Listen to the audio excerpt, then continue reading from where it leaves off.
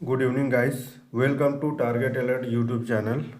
आज इस वीडियो में हम लोग सीजी पीपीटी के बारे में डिटेल में बात करेंगे। पीपीटी का फुल फॉर्म होता है प्री पॉलिटेक्निक टेस्ट और यह स्टेट लेवल एंट्रेंस एग्ज़ाम होता है जो कि सीजी व्यापम इसको कंडक्ट करती है। तो इसके जरिए आप 3 साल का डिप्लोमा पॉलिटेक्निक कोर्स में एडमिशन ले सकते हैं। इसका इम्पॉर्टेंट फीचर हम लोग देखते हैं। तो ये जो एग्ज़ाम होता है वो स्टेट लेवल का होता है और इसमें एडमिशन जो टाइप रहेगा वो डिप्लोमा कोर्सेज़ के लिए आप एडमिशन ले पाएंगे, जिसको हम लोग पॉलिटेक्निक बोलते हैं। इसका जो एग्ज़ाम जो पैटर्न होता है वो ऑफलाइन होता है और ऑफलाइन में आपको एक क्वेश्चन पेपर दिया जाएगा और एक OMR शीट दिया जाएगा। तो क्वेश्चन जो ऑप्शनल क्वेश्चन रहेगा, तो जो आंसर आप OMR शीट को फिलअप करेंगे। पेपर का लैंग्वेज हिंदी इंग्लिश दोनों में होता है, बाइलिंगुअल में होता है ये।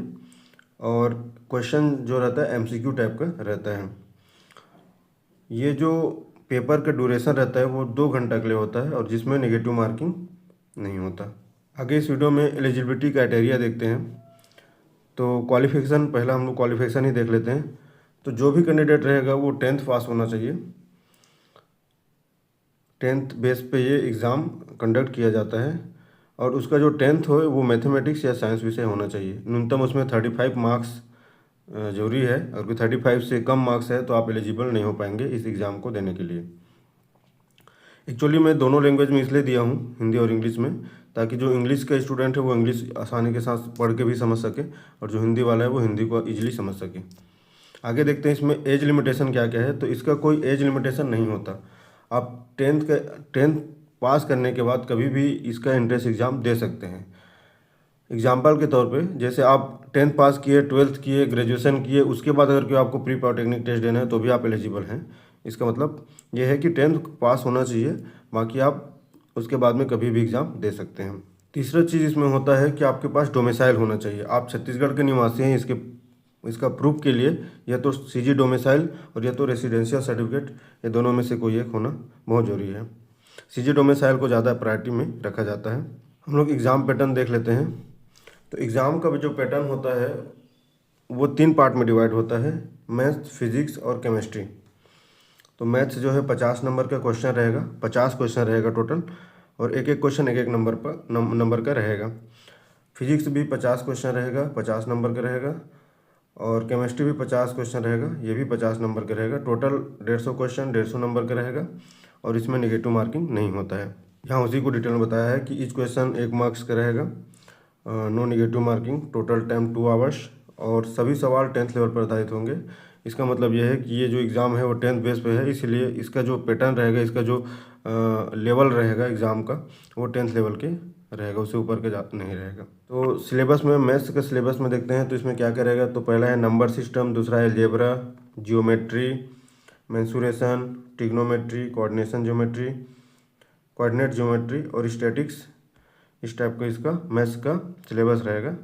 फिजिक्स का सिलेबस देखते हैं तो motion, force, work, power, energy, heat, light, electricity, magnetism, sound, इस टाइप का इसका फिजिक्स का सिलेबस रहेगा।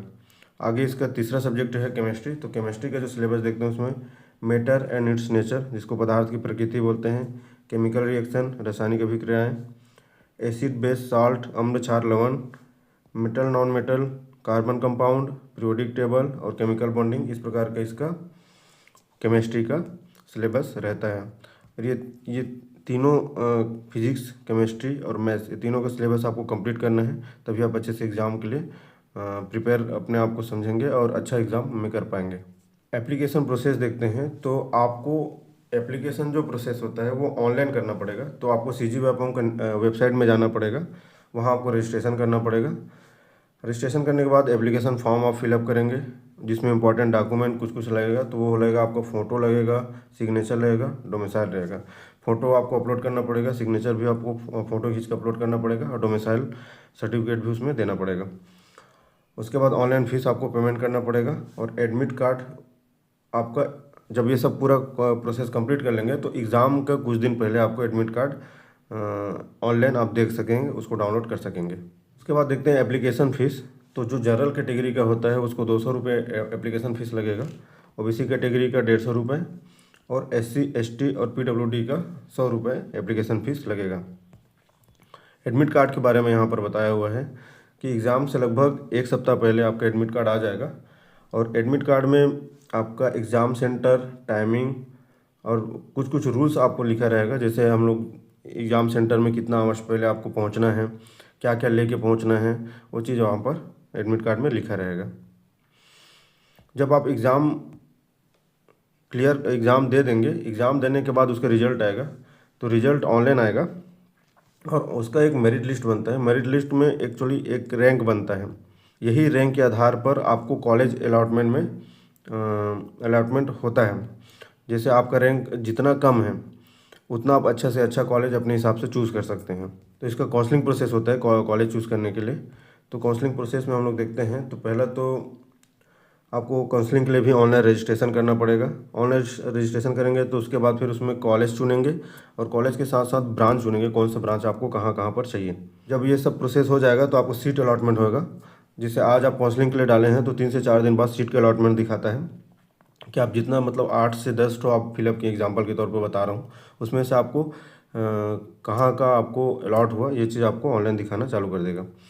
अगर कोई वो ऑनलाइन सीट आपको अलॉटमेंट दिखेगा, उसके बाद फिर आप वहाँ जाके आप डॉक्यूमेंट वेरिफिकेशन कराएंगे और एडमिशन प्रोसेस वहीं पर होगा जिस कॉलेज में आपका अलॉटमेंट आया हुआ है। तो आवश्यक दस्तावेज, रिक्वायर्ड डॉक्यूमेंट क्या क्या रहेगा उस समय जब आप एडमिशन के लिए जाएंगे, तो 10th का मार्कशीट लगेगा, डोमिसाइल सर्टिफिकेट लगेगा, कैटेगरी सर्टिफिकेट लगेगा, ट्रांसफ़र सर्टिफिकेट लगेगा, फ़ोटो एंड सिग्नेचर लगेगा, एडमिट कार्ड का आपका जीरोक्स लगेगा और अलॉटमेंट लेटर। ये चीज़ आपको वहाँ पर लेके जाना है। उस चीज़ का वहाँ पर वेरीफाई किया जाएगा, ओरिजिनल के साथ में मिलाकर देखा जाएगा। यहाँ पर डिप्लोमा कोर्स आपको कौन कौन सा ट्रेड में मिलते हैं इसके बारे में डिटेल में देख लेते हैं। तो पहला होता है mechanical engineering, electrical engineering, civil engineering, computer science, electronics, automobile, mining, IT, chemical engineering, architecture, metallurgical engineering, agriculture engineering और लास्ट में जो दिखा रहा है वो है आपका रेफ्रिजरेशन एंड एयर कंडीशनिंग। इस प्रकार का आपको बहुत सारा इसका ट्रेड है और जिस ट्रेड में आप एडमिशन लेंगे उस ट्रेड का आप पढ़ाई करेंगे और जब 3 साल आप कंप्लीट कर लेंगे, पढ़ाई कंप्लीट करने के बाद आपको डिग्री मिलेगा और डिग्री मिलने के बाद आप देखते हैं यहाँ पर कि आपका करियर कहाँ कहाँ पर है। उस डिग्री का आप यूज गवर्नमेंट सेक्टर में भी कर सकते हैं, प्राइवेट सेक्टर में भी कर सकते हैं। तो गवर्नमेंट सेक्टर जो होता है उसमें आप पीडब्ल्यूडी में, रेलवे में, electricity board, PHE, mining department, irrigation department, technician job के लिए आप कर सकते हैं। जैसे इलेक्ट्रिकल, मैकेनिकल, ये सब लोग उसमें अप्लाई करते हैं। जूनियर इंजीनियर के लिए आप अप्लाई कर सकते हैं। इस टाइप का आपको बहुत सारा गवर्नमेंट स्कोप यहाँ पर है। गवर्नमेंट के साथ साथ इसमें प्राइवेट स्कोप भी है, जैसे इंडस्ट्रियल कंपनी, जैसे टाटा स्टील हो गया, जिंदल हो गया, आर्सलर मित्तल हो गया, बहुत सारा इस टाइप का और छोटा मोटा कंपनी है। ये जो मैं बताया वो मेन कंपनी है, जो बड़ा कंपनी है। बाकी बहुत सारा और ऐसा कंपनी है जो थोड़े से छोटा है। तो आप इंडस्ट्रियल कंपनी में भी चाहे तो नौकरी कर सकते हैं इस कोर्स को कंप्लीट करने के बाद। आईटी फर्म में आप सीएस वाले हैं, ये सीएस आईटी वाले हैं, तो आईटी फर्म में भी आप अप्लाई कर सकते हैं, वहाँ पर जॉब कर सकते हैं। कंस्ट्रक्शन कंपनी सिविल इंजीनियर के लिए होता है और बाकी और बहुत सारा मैकेनिकल इंजीनियर ये सब भी कंस्ट्रक्शन कंपनी में भी काम कर सकते हैं। ऑटोमोबाइल कंपनी जो कि मैकेनिकल, इलेक्ट्रिकल, ये सब वहाँ पर जॉब कर सकते हैं। जब हायर एजुकेशन के लिए जाएंगे, पॉलिटेक्निक कंप्लीट करने के बाद आप हायर एजुकेशन के लिए जाएंगे, जैसे आप बीटेक करना चाह रहे हैं, तो बीटेक करने के दौरान आप सीधा लेटरल एंट्री में वहाँ पर एडमिशन लेंगे।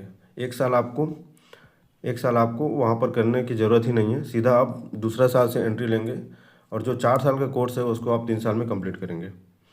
इसके साथ साथ आप एएमआई के लिए अप्लाई कर सकते हैं इस डिप्लोमा कोर्स के करने के बाद, और बाकी और स्किल कोर्सेस हैं जिसके लिए आप जा सकते हैं इस डिप्लोमा कोर्स के कंप्लीट करने के बाद। तो आज इस वीडियो में मैं इस प्री पॉलिटेक्निक टेस्ट के बारे में डिटेल में बताने का प्रयास किया हूँ। आई थिंक कि ये आप लोगों के लिए हेल्पफुल होगा। अगर जो बच्चा इस बारे में नहीं जानते होंगे उनको इस वीडियो को देखने के बाद कुछ नॉलेज प्राप्त होगा और इस वीडियो के बारे में पता चलेगा। तो अगर कोई ये वीडियो आप लोग को नॉलेजेबल लगा, आप लोग के लिए हेल्पफुल लगा, तो प्लीज़ इस वीडियो को लाइक, शेयर एंड सब्सक्राइब करने का प्रयास करिएगा, ताकि और बेल आइकन को ज़रूर दबाइएगा ताकि नेक्स्ट टाइम जब भी कोई इस टाइप का वैकेंसी या फिर इस टाइप का कोई एग्ज़ाम से रिलेटेड मैं कोई वीडियो डालूँ तो आप लोग को नोटिफिकेशन पहले ही मिल जाए। तो आज की वीडियो में इतना ही। Thank you very much.